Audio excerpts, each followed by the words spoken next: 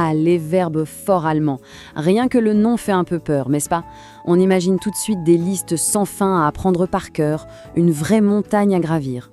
Mais, et si je vous disais qu'il y a un secret, une clé pour déverrouiller tout ce système? Eh bien, c'est exactement ce qu'on va faire ensemble. On va voir comment maîtriser ces verbes qui sont absolument essentiels, non pas en bachotant, mais en utilisant une méthode super logique et bien plus efficace, la méthode des familles. Alors, voilà comment on va s'y prendre. D'abord, on va voir pourquoi ces verbes forts sont si importants, on ne peut pas y échapper. Ensuite, on va percer leur fameux secret, l'ablaut. Puis on passera au cœur du sujet, les familles de verbes.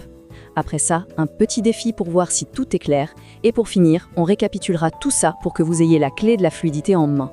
C'est parti! Ok, première chose, pourquoi les verbes forts? Pourquoi est-ce qu'on en fait toute une histoire? La réponse est simple, ce n'est pas juste un détail de grammaire, non, c'est carrément le cœur battant de la langue allemande. Soyons honnêtes, les verbes forts ont une sale réputation. Difficile, irrégulier, un vrai cauchemar à mémoriser. On a tous entendu ça.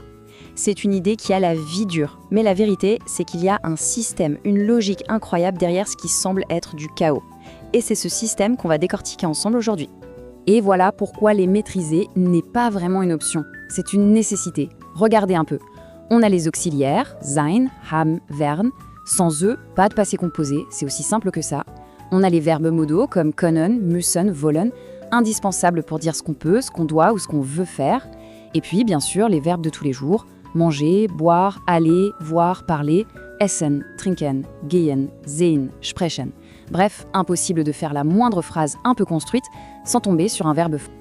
Bon, maintenant, le secret, le fameux secret qui va tout changer. Je vous propose qu'on bannisse le mot irrégulier de notre vocabulaire pour aujourd'hui. On va le remplacer par système. Et ce système a un nom, l'ablaut.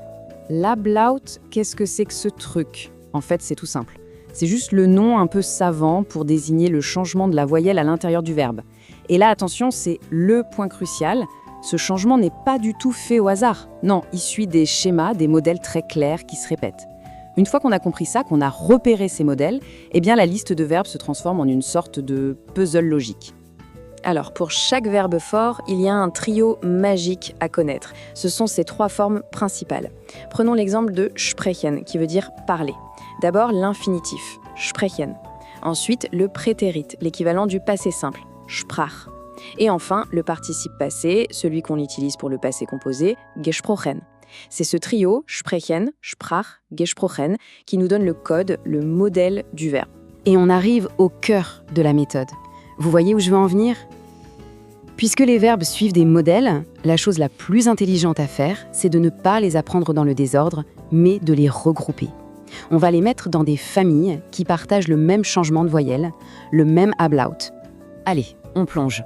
Première grande famille. Le modèle est super simple à reconnaître. Regardez, la voyelle EI à l'infinitif se transforme en IE au prétérit et, elle reste IE au participe passé. Donc, on a le schéma EI, A, I, O, IE. Voyons quelques exemples concrets, vous allez voir, c'est limpide. Pour rester, on a bleiben. Bleiben, ça donne blieb, geblieben. Pour écrire, schreiben. Schreiben, ça donne schrieb, geschrieben. Et pour monter, steigen, steigen, qui devient stieg, gestiegen. Vous le voyez ce modèle? Le I qui devient I, c'est systématique. Et concrètement, dans une phrase, ça donne quoi? Par exemple, au passé composé, Ich habe einen Brief geschrieben. J'ai écrit une lettre. On voit bien ici la troisième forme, geschrieben, utilisée avec l'auxiliaire haben. C'est exactement comme ça qu'on l'utilise. Parfait, on passe à une deuxième famille, tout aussi courante. Ici, le schéma des voyelles est E à l'infinitif, qui devient A au prétérit, et ensuite O au participe passé. Ça vous rappelle quelque chose? C'est le modèle de notre fameux verbe sprechen. On retrouve donc notre exemple de tout à l'heure, parler, sprechen, sprechen, qui donne sprach, gesprochen. Mais il n'est pas tout seul. Le même modèle marche pour prendre, nehmen, nehmen, devient Nahm, genommen. Ou encore rencontrer, treffen, treffen, qui donne traf, getroffen. C'est toujours la même musique, E, A, O. C'est vraiment constant. Et une petite particularité intéressante pour cette famille, attention, le changement de voyelle, on le voit aussi au présent, pour tu et il ou elle. Le E du radical se transforme en I. On ne dira jamais spricht, mais spricht sehr gut Deutsch. Il parle très bien allemand. C'est un petit détail qui fait toute la différence. Allez, courage, on attaque la troisième et dernière famille pour aujourd'hui. Elle est tout aussi importante que les autres. Ici, le modèle est I à l'infinitif, qui passe à A au prétérit, puis à U au participe passé. Le schéma I, A, U. Et là encore, on a des verbes super courants. Pour trouver, c'est finden, finden. Ça donne fand, gefunden. Pour chanter, singen, singen, devient sang, gesungen. Et pour finir, un verbe essentiel, boire, trinken, trinken, donne trank, getrunken. Le modèle IAU, il est assez musical, facile à retenir, non? Et pour mettre ça en contexte, une phrase toute simple, Sie hat Wasser getrunken.